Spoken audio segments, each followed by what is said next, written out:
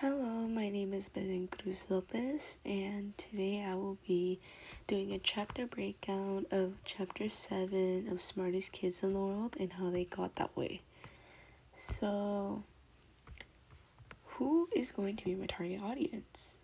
My target audience is actually going to be Dr. Galvan, which is the superintendent of her high school district, and Amanda Ripley's target audience are educational reformers with the aim with reforms that aim more to benefit the poorer kids in the education system. So let's begin.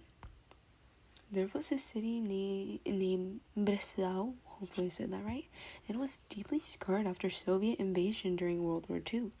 Eventually, after the war, Poland fell into communism regime for 40 years. There was this kid named Tom who moved to Poland, and every 1 in 6 kids actually lived in poverty. Even after years of Soviet invasion, little remnants of Soviet societal influence remained. And Poland from 2000 to 2006, the average reading score shot up to almost 30 points on the PISA exam. Tom's school was in a more lesser known area where people were famous for just mysteriously disappearing into the neighborhood and never heard from again. Families drank too much or fathers were imprisoned, but regardless of all of this, from the outside, it seemed reasonable to compare them with the American ghetto, and I will say American ghetto with quotes. The lesser-known Triangle kids were actually never left to live inside of the dune, compared to other students right here. But these education reforms also encouraged them to think beyond their current limits. And there's actually an alchemist named Miroslav Hanke, and he visited Poland and met with teachers all over the country of Poland, of course. And first, new educational rigors were set in place. Next, some teachers had to go back to school again and get more credibility. And then finally, he implemented more testing at the end of each school level, which he would say would be a success. This statistically closed the gap between richer kids and poorer kids. Also, students were now in systems of tracking as part of standardized testing. But there was also trauma of communism. Schools were given more freedom and could directly choose their teachers, curriculum, and a more competitive salary. This gave more accountability to schools and was a typical strategy in countries that were once behind. See, now this is a picture of Poland. However, teachers came in and started to protest these reforms because of little funds and simply transitioning at a quick pace, as Poland was distracted with other reforms such as pensions and healthcare all at the same time. In the end, as the system initially failed, no one, not even Hanke himself, was sure if this gambling was worth it. Once Poland finally agreed to take the PISA test, from the scores in the old system, Poland ranked an average of 20th worldwide, but in 2009, Poland began to outperform the United States in math and sciences. Compared to the United States, tracking actually decreased PISA scores in the US. Students such as Tom were placed in these tracking programs in elementary school. We can see right here. But the thing is that United States is one of the only countries to start this at a young age.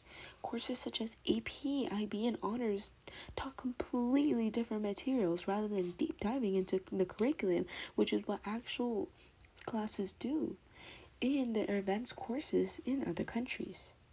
Let me see. So basically, this is how kind of like the tracking system is. And Finland actually tracks their kids too, but it is done in a way where everyone is placed with equity. Keep that in mind. Equity, not equality. Students who fell even once behind were looked on like a pit crew, or like Big Brother style if you've read 1984. The more poor communities actually had more teachers than the richer areas, compared to over here, where public schools tend to have a higher student to teacher ratio. And yes, and Blanchard, Tom's principal at Gettysburg, realized that parents who worked in agriculture did not need more education above high school. This mindset prevails from generation to generation. And as he quotes, "Kids meet the expectations you set for them." A teacher said, But even after all these gradual changes, the school's overall national score was set at a D and even an F.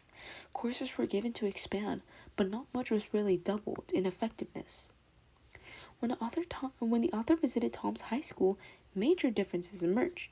Polish kids also goofed off in the computer lab such as we do, but they also studied hard and dressed well for special occasions such as graduation. There were also no sports in Poland. Imagine that. It simply did not fit into the school's curriculum. In Poland, Tom felt like a human with the ability to make decisions himself, unlike the US schools. In Poland, however, were less forgiving. Even then, complaining about education reforms was the universal language. Poland became a country of consciousness, where students were aware of the consequences of any action to start taking school seriously. And as someone once said in the book, every reform hurts. People want peace. When you're used to something, it's better when nothing is happening. And to sum it all up, this basically talks about how even when Poland was going through all these events that caused them to be behind on the developed countryside, on the developed countries, they were able to find reforms that actually benefited the students rather than benefiting the people in power for their pockets. And I would like to emphasize back on the quote where it says every reform hurts, people want peace. When you're used to something, it's better when nothing is happening. This is a really significant line from this chapter, because at the end of the day, it is us who we're supposed to be advocating for our necessities, not anyone else. And when we start gradually going to a better education or reform in this occasion, people are not familiar nor used to these kinds of changes, which is why they're better with the conformity rather than actually changing, not only to benefit themselves but for the people around them. And with that, I leave the audience watching this. If tracking miserably fails in the United States, then why is it so beneficial to other countries? What can we take from them in order to better our education system?